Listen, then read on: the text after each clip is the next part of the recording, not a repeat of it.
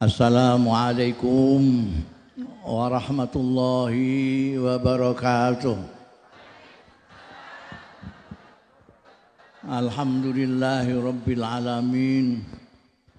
Wassalatu wassalamu ala ashrafil anbiya'i wal mursalin Sayyidina wa maulana Muhammadin wa ala alihi wa sahbihi ajma'in. Amma ba'd. Hadratil afadil sadatil masyayikh wal asatidzah wal ustazat al aizza wa fil muqaddimah sahibul fadilah Syekhu Muassasati Nuril Kasyaf,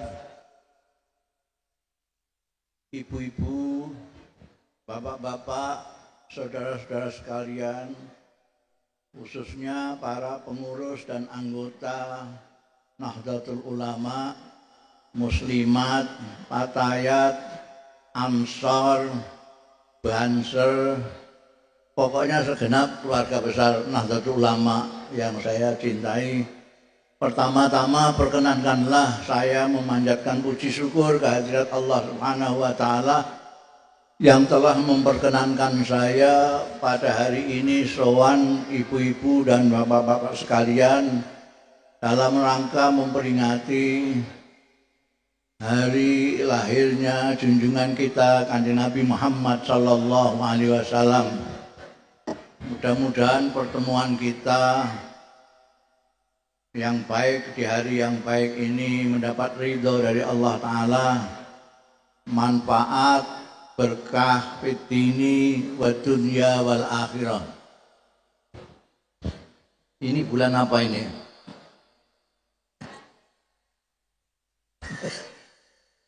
Dan Jumadil Akhir masih muludan ya.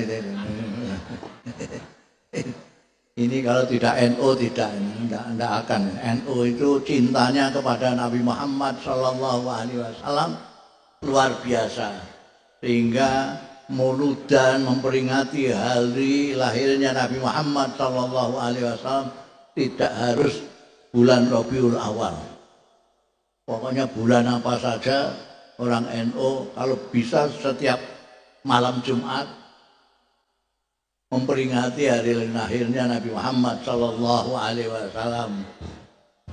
Karena kalau kita ini mau menjagakan amal ya agak repot.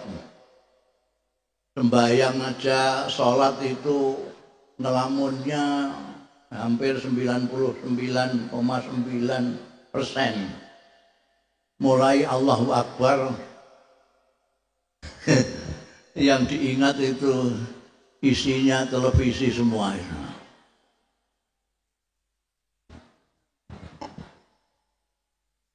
Allahu Akbar tapi tidak tahu kebesarannya Allah Subhanahu wa taala. Sehingga Allahu Akbar juga dibuat demo segala macam. Karena tidak tahu besarnya Allah Subhanahu wa taala. Zakat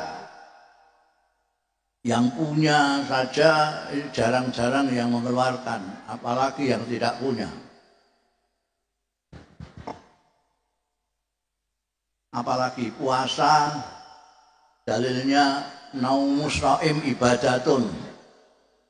Jadi pada tidur semua karena tidurnya orang puasa itu ibadah. Jadi kalau kita mengandalkan amal itu kelihatannya kok masa amal segini mau surga. Karena merasa tidak ada yang diandalkan, jangankan tak kita. Imam Busiri, seorang wali dari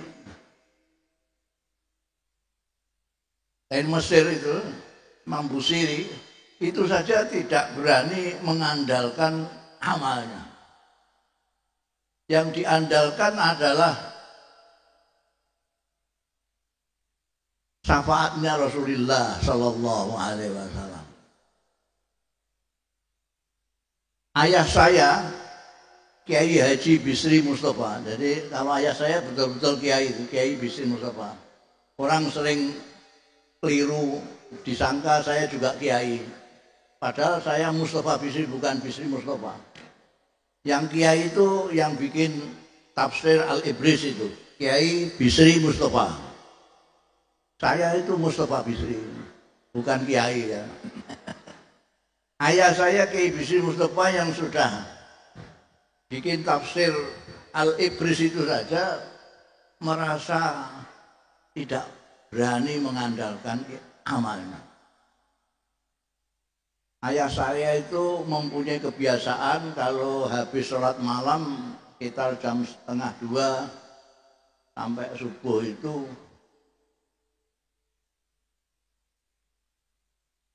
membaca pujian-pujian kepada Rasulullah Shallallahu Alaihi Wasallam. Yang dibaca biasanya dari burdahnya Imam Busiri. Ya akramal khalqi mali man aluzu bi siwa. Itu diteriakkan malam-malam. Kalau bahasa Jawa namanya loap laup. Loap laup itu teriak-teriak. Ya akramal khalqi mali man aluzu bihi siwa. Wahai sebaik-baiknya makhluk, aku tidak punya sandaran perlindungan kecuali engkau. Kata beliau, saya mau mengandalkan sholat saya banyak ngelamunnya. Mau mengandalkan puasa saya banyak tidurnya. Jadi saya mengandalkan kemurahan hatinya Rasulullah Shallallahu Alaihi Wasallam. Saya khawatir nanti pada saat Allah Subhanahu Wa Taala tampil dalam asmanya Al-Adlu Al-Muntaqimu. Jadi sekarang ini Allah masih dalam tanda kutip tampil dalam asmanya Ar-Rahman Ar-Rahim. Makanya koruptor-koruptor itu ya masih cengenges, masih senyum-senyum, tidak diapa-apakan. Kita ini kalau ditanya siapa di antara kita ini yang tidak pernah berdosa, ngacung, tidak ada yang ngacung. Artinya semuanya merasa punya dosa. Seandainya setiap dosa kontan dihukum oleh Allah Ta'ala, kira-kira kita ini ada yang tidak terhukum?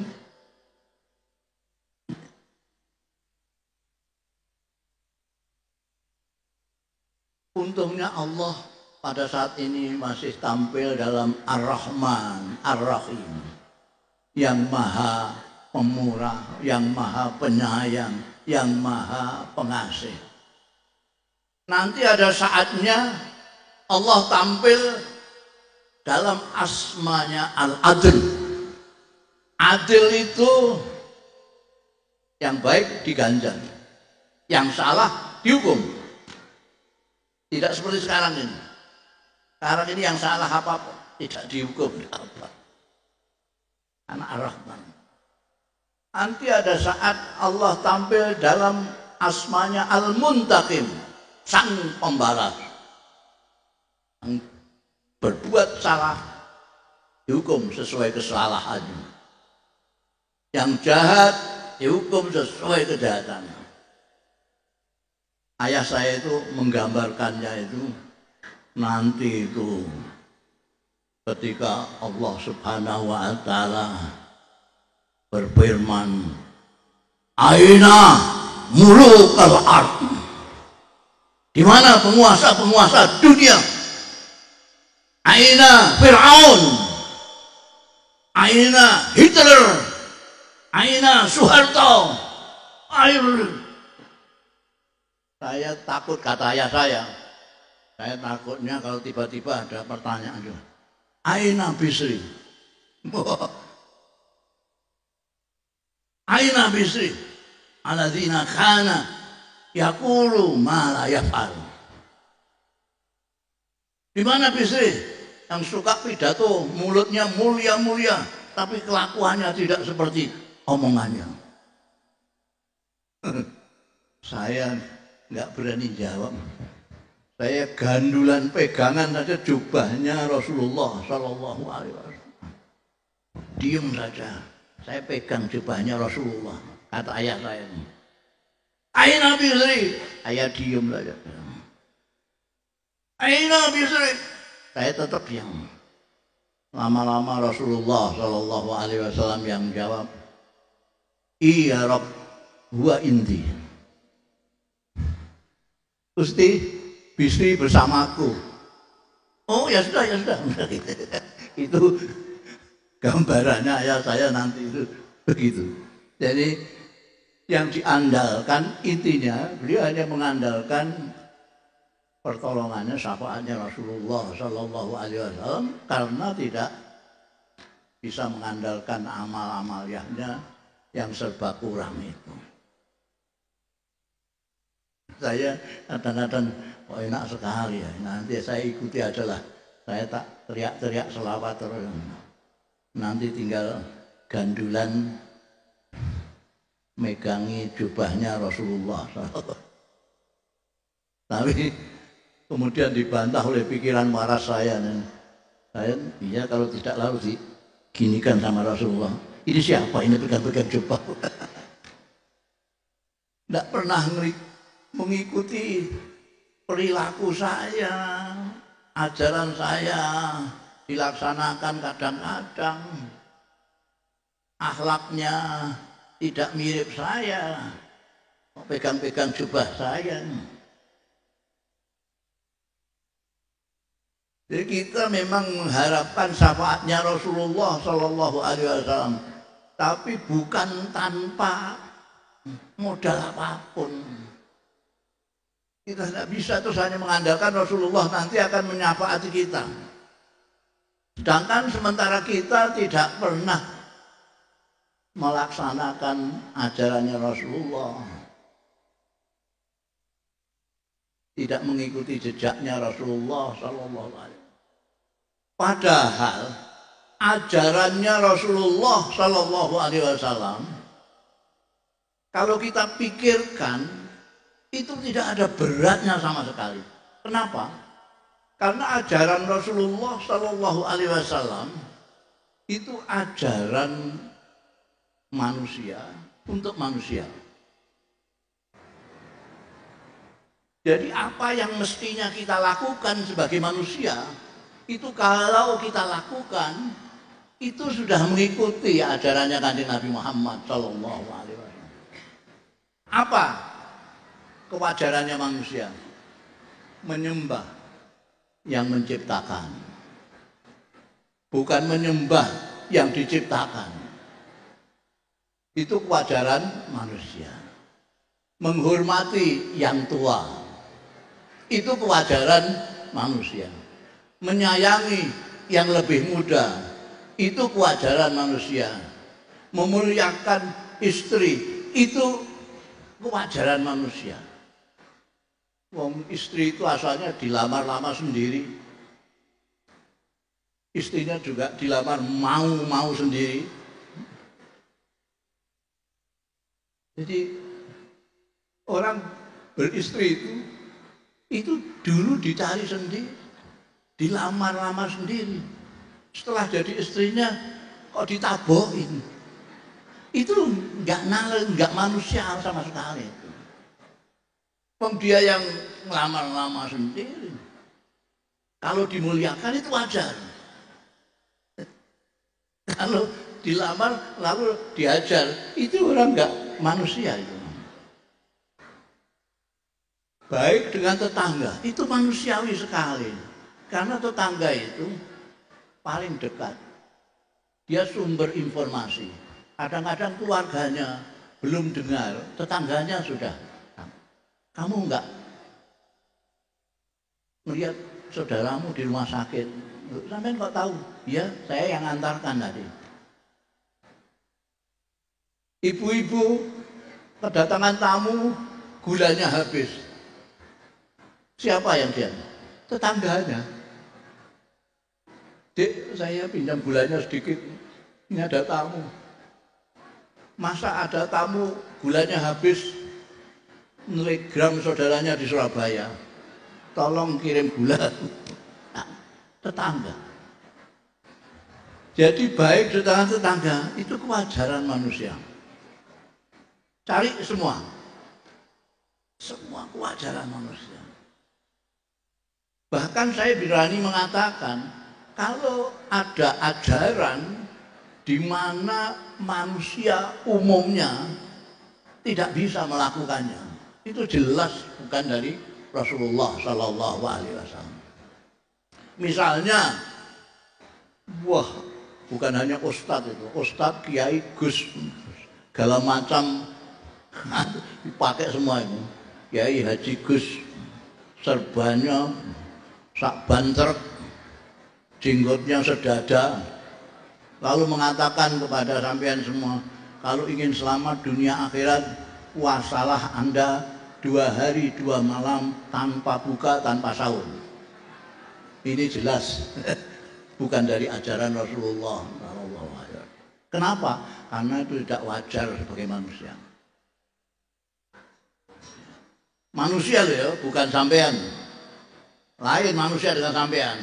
Wah, saya ya berat kalau suruh sholat begini nih. Oh itu sampean. Umumnya orang tidak berat sama sekali. Yang saya maksud itu semua manusia. Itu maknanya Kanjeng Nabi Muhammad Shallallahu Alaihi Wasallam itu perintahnya, ajarannya sangat manusiawi. Apalagi Rasulullah Shallallahu Alaihi Wasallam bersabda, "Idza amartukum bi amrin fa'tu minhu mastata'tum." Qala Rasulullah Shallallahu Alaihi Wasallam. Kalau aku perintahkan kepadamu sesuatu, laksanakan semampumu. Semampu ini yang membuat ringan itu, tidak berat. Kamu mau sholat, tidak bisa berdiri, duduk. Tidak bisa duduk, tiduran. Semampumu. Dan itu tidak pikirannya Rasulullah Shallallahu Alaihi Wasallam. Tahu itu wahyu dari Allah. Allah sendiri berfirman, ittaqullaha mastata'tum. Banyak mufassir yang mengatakan bahwa ittaqullaha mastata'tum ini menasakh, menghapus firman terdahulu ittaqullaha haqqa tuqatih. Tapi anehnya itu saya belum pernah mendengar khatib membaca ittaqullah mastata'tum. Yang dibaca selalu ittaqullah haqqa tuqatih. Takwalah kalian setakwa-takwanya. Kok enggak pernah takwalah kalian semampu kalian. Padahal banyak mufassir yang mengatakan haqqa tuqatih ini dinasih oleh hak ittaqullah mastata'tum. Kelihatannya khatib-khatib Jumat lebih galak dari Allah Ta'ala.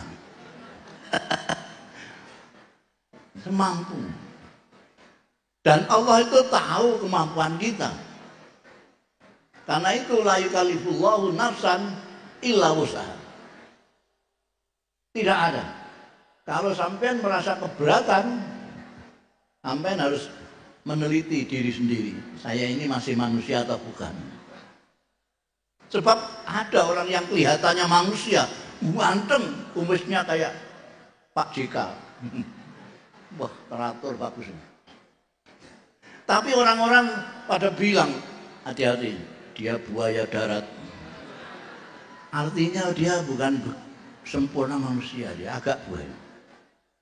Ada orang cantik sekali, kayak artis ibu kota.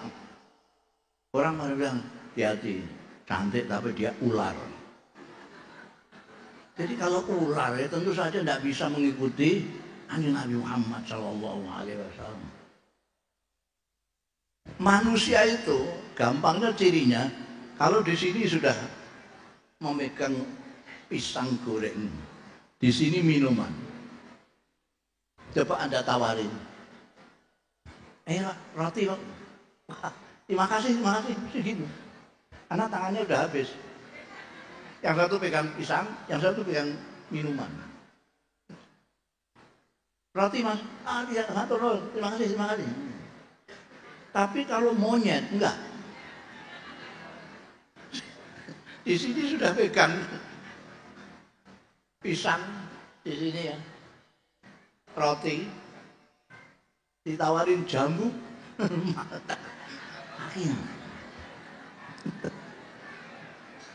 ada yang seperti itu. Kalau manusia kalau ada ya mirip-mirip monyet itu. Masa manusia masa serakahnya begitu, tangannya sudah habis, masa kakinya maju.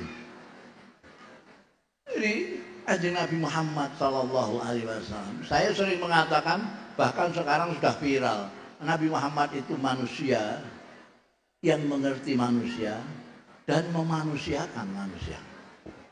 Ini gampang sekali saya memberikan gambaran Nabi Muhammad sallallahu alaihi wasallam. Kanjeng Nabi Muhammad itu manusia yang mengerti manusia, memanusiakan manusia. Banyak pemimpin yang kelihatannya manusia, tapi nggak ngerti manusia.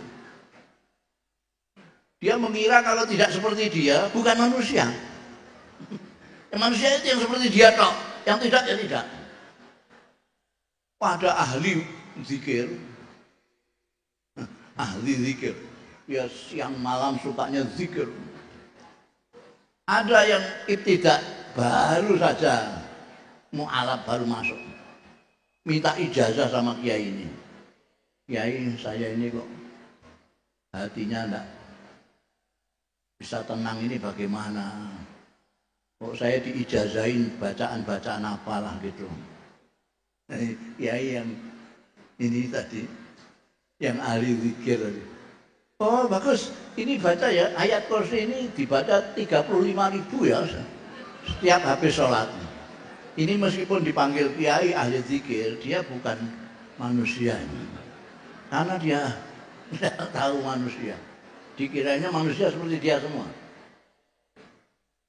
Jadi orang yang dilihat dia. Kalau Kanjeng Nabi Muhammad sallallahu alaihi wasallam, sampai kalau kenal Kanjeng Nabi, ya Allah, Kanjeng Nabi itu menghadapi siapa sikapnya sesuai dengan siapa yang dihadapi. Karena itu kalau kita baca hadis-hadis Nabi itu banyak yang serupa tapi tidak sama. Ada yang misalnya ausini ya Rasulullah, qala la taghdab. Kanjeng Nabi saya mbok dinasihati. Nabi menasihati, jangan marah-marah, jangan suka marah. Ada lagi, ausini ya Rasulullah, qala la takdzib. Jadi Kanjeng Nabi menghitopi setiap orang sesuai dengan kondisinya, orang-orang yang dikhitopi itu. Kalau ini misalnya tingkatannya ibtidak, Kanjeng Nabi ibtidak yang dipakai. Naik sanawiyah lain lagi. Udah aliyah perguruan tinggi lain lagi. Silakan ambil baca hadis-hadis itu banyak sekali. Itu perbedaan-perbedaan itu dikarenakan perbedaan yang dikitabi oleh Rasulullah SAW. Kadang-kadang kita itu menganggap bahwa hadis-hadis Nabi itu transkrip dari rekamannya Kanjeng Nabi. Bukan. Quran sendiri itu pun bukan transkrip dari apa yang disampaikan Kanjeng Nabi. Kanjeng Nabi bilang, innamal a'malu binniyat wa innamal likulli imri'in ma nawa. Terus direkam, terus ditulis. Enggak. Jadi setiap dawuh, setiap sabda Rasulullah Shallallahu Alaihi Wasallam ada konteksnya, ada konteksnya. Karena itu ada ilmu hadis supaya kita bisa tahu. Kadang-kadang orang itu hanya baca terjemahan Arba'in Nawawi lalu kemana-mana mulang, jadi bingung semua yang dibuat ajarin itu. Jadi kanjeng Nabi Muhammad Sallallahu Alaihi Wasallam itu tahu kita, kekuatan kita, kelemahan kita, sehingga kita mengikuti Rasulullah Sallallahu Alaihi Wasallam tidak berat. Sekali lagi, kalau kita merasa berat, kita harus curiga pada diri kita sendiri. Kita kok disuruh baik sama suami, kok disuruh baik sama istri, wah itu kok berat sekali ya. Ini harus curigai. Orang disuruh baik sama istrinya kok berat, itu perlu dicurigai. Lah dulu kamu melamar ini ngapain? Ya untuk saya jadikan kawan hidup saya. Lah kok berat? Enggak manusia sampean itu. Apa coba dicari? Apa kira-kira yang memberatkan Anda melaksanakan apa yang diperintahkan? Kanjeng Nabi itu justru tidak tahan melihat kita berat, tidak tahan. Sehingga semuanya yang berat ini ada alternatif yang lebih ringan, ada alternatif yang lebih ringan. Saya kalau bepergian dari Jakarta sini ke Surabaya berat sekali saya. Sudah maunya bagaimana? Ya sholat zuhur tidak usah 4 lah, 2 saja. Oke. Sembahyang zuhur bisa dikosor 2 rakaat. Asar bisa dikosor 2 rakaat. Wah ini pekerjaannya banyak, nanti ketemu sana ketemu sini. Udahlah, sembahyang asarnya dijadikan sewaktu dengan pada waktu melaksanakan zuhur. Itu jamak takdim. Keringanan-keringanan oleh kanjeng Nabi Muhammad Shallallahu Alaihi Wasallam itu karena tahu batas kemampuan kita. Sudah begitu kok kita masih berat, gitu ya. Yang keterlaluan ya kita lah, kita. Seperti sholat itu, meskipun tidak boleh ditinggalkan, sholat tidak boleh ditinggalkan sama sekali. Tapi ada sholat-sholat dengan kondisi-kondisi tertentu. Ada sholat kondisi normal, seperti yang kita laksanakan selama ini. Ada kondisi pada waktu kita bepergian. Ada kondisi ketika kita sakit, dan seterusnya. Jadi kita harus bersyukur pada Allah Subhanahu wa Ta'ala bahwa kita diberi hidayah oleh Allah Subhanahu wa Ta'ala untuk ikut Nabi Muhammad Sallallahu Alaihi Wasallam. Ibu-ibu pernah mensyukuri ini? Pernah mensyukuri kenikmatan besar ini? Pernah mensyukuri kenikmatan diberi hidayah oleh Allah untuk ikut Nabi Muhammad Sallallahu Alaihi Wasallam? Pernah? Kok diam saja berarti belum pernah. Kalau betul belum dimulai, bersyukurlah bahwa kita ini diberi hidayah oleh Allah ikut anjing Nabi Muhammad Sallallahu Alaihi Wasallam. Anda bayangkan saja orang yang paling dekat dengan Rasulullah, dengan Nabi Muhammad Sallallahu Alaihi Wasallam, dekat sekali. Tidak ada orang yang lebih dekat dari dia. Dia tetangganya Rasulullah.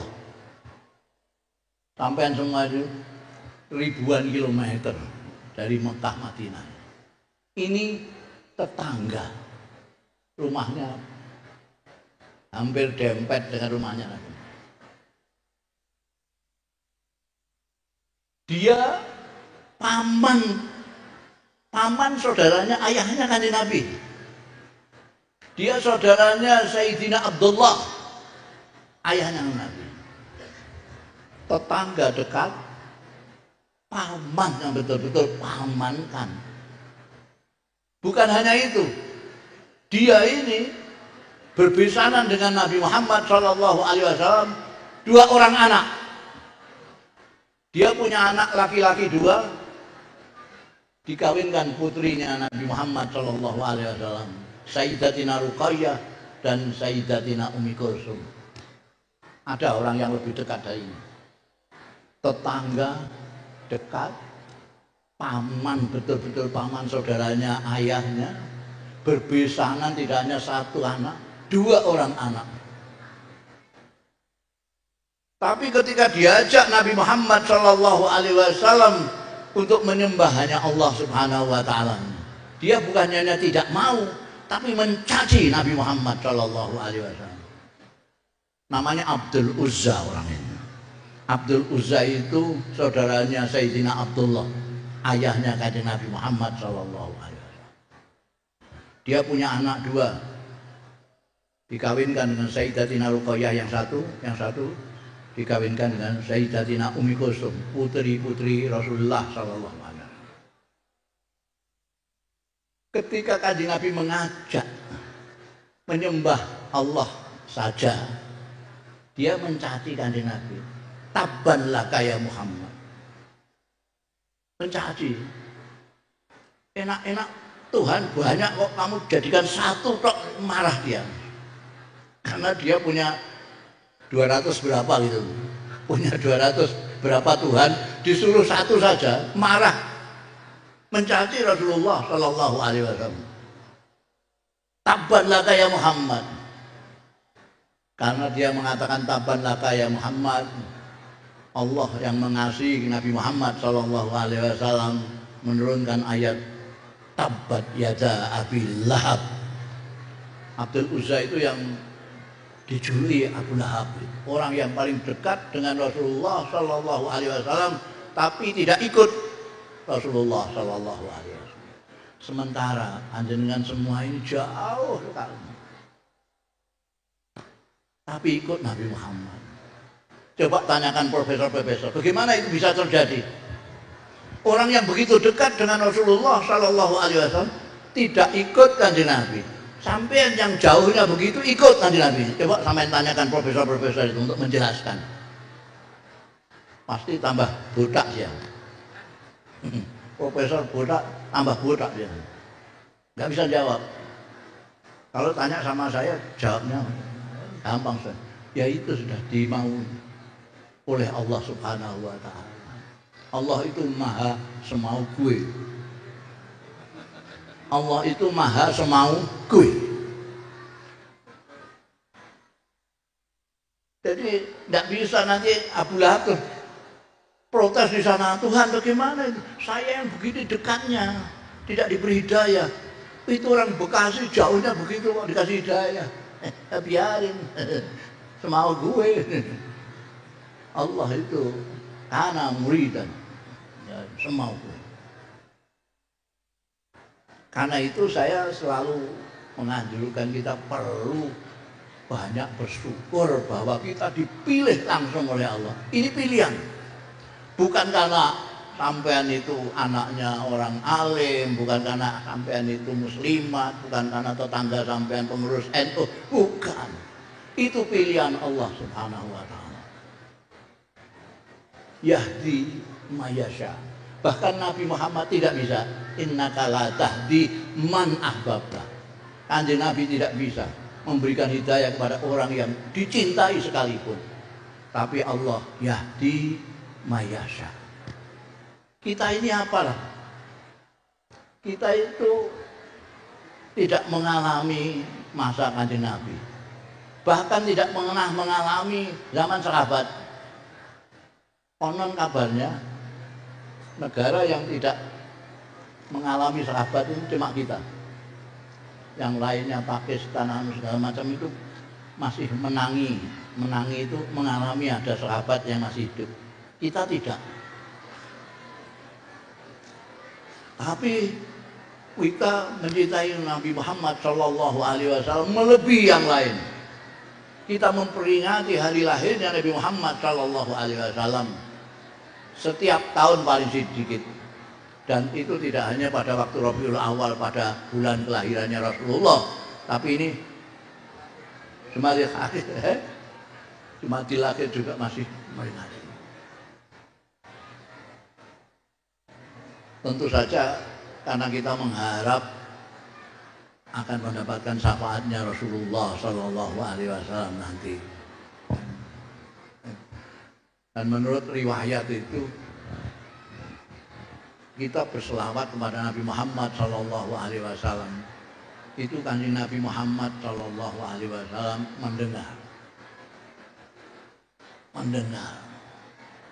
Jadi kayak begini ini saya membayangkan Rasulullah itu hadir. Melihat Anda sekalian yang menyintainya dan memperingati hari kelahirannya. Meskipun bukan pada bulan beliau lahir, bukan bulan Rabiul Awal. Mudah-mudahan saja harapan kita ini betul-betul seperti itu adanya. Kita nanti mendapat syafaatnya Rasulullah Shallallahu Alaihi Wasallam. Ibu-ibu, bapak-bapak dan saudara-saudara sekalian terhormat, seperti tadi saya katakan, kita memohon Allah untuk dapat syafaatnya Rasulullah ya, jangan tanpa modal sama sekali. Nah, modalnya apa? Modalnya sedikit-sedikit kita mengikuti jejaknya Rasulullah Sallallahu Alaihi Wasallam.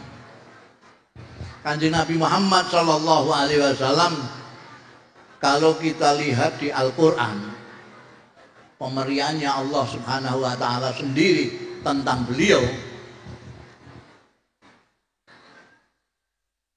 itu tidak ada yang memuji Rasulullah Sallallahu Alaihi Wasallam tentang ilmunya, tentang kedudukannya, apalagi tentang hartanya. Apa yang dipuji? Qad kana lakum fi Rasulillah uswatun hasanah. Apa yang kita akan tiru dari Rasulullah? Di Quran tidak ada sanjungan Allah pada kanjeng Nabi soal ilmunya, tidak ada. Tapi yang ada wa innaka la'ala khuluqin azim. Bukan wa innaka la'ala ilmin azim, apalagi jahin azim. Tapi khuluqin azim, akhlak yang baik. Anda boleh ngalim setinggi langit, tapi kalau tanpa akhlak berbahaya sekali. Berbahaya. Ini murid-murid kita ini kalau di pesantren, makanya tidak hanya diberi ilmu, tapi juga dididik. Tidak hanya taklim di sini ini, tapi juga tarbiyah. Kenapa? Karena kalau pandai saja tidak ditarbiyah akhlaknya, dia lebih berbahaya daripada orang goblok. Ini goblok ini sedang viral istilah.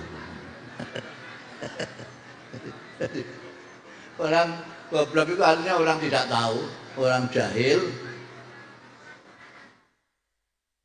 Itu kalau jahat tidak seberbahaya orang pintar yang jahat.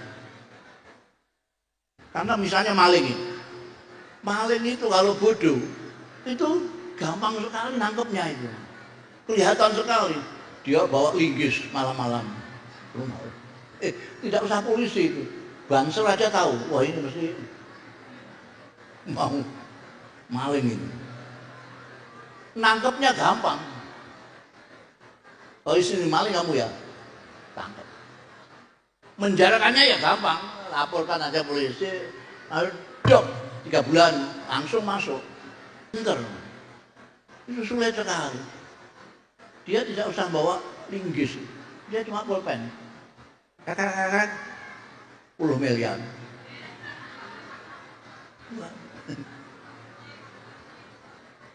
Sudah ketahuan, nangkepnya sulit. Sudah ketangkep, ngadilinya sulit. Sudah diadili, ponisnya sulit. Sudah diponis, memasukkan penjaranya sulit. Ini sudah dimasukkan penjara, masih ngeluyur ke Singapura. Ini kalau orang pandai, jadi daripada tidak berakhlak, sudahlah bodoh saja. Kalau pandai tidak berakhlak itu bahayanya lebih. Jadi, makanya Anda berbahagia sekali yang diilhami oleh Allah untuk menempatkan putra-putrinya di pondok pesantren ini, di Yayasan Nurul Kasyaf ini. Sebab di sini tidak hanya diberi ilmu pengetahuan, tapi juga ditarbiyah akhlaknya. Itu hanya pesantren, saya kira. Barangkali saya tidak tahu yang lain, tapi setahu saya hanya di pesantren yang taklim wa tarbiyah, diberi ilmu dan dididik, ditunggu oleh kiainya. Kiai yang menyontohkan, bukan hanya memberikan pelajaran-pelajaran ilmu. Mudah-mudahan putra-putri panjenengan yang ada di pondok pesantren ini menjadi orang-orang yang saleh, salihah, yang dapat membahagiakan orang tua, bermanfaat untuk masyarakat, bangsa dan negara. Saya kira itu, ini sudah jam 2,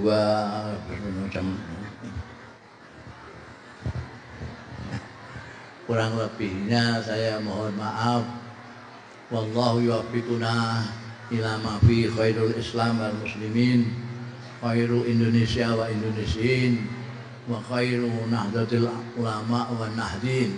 Assalamualaikum warahmatullahi wabarakatuh.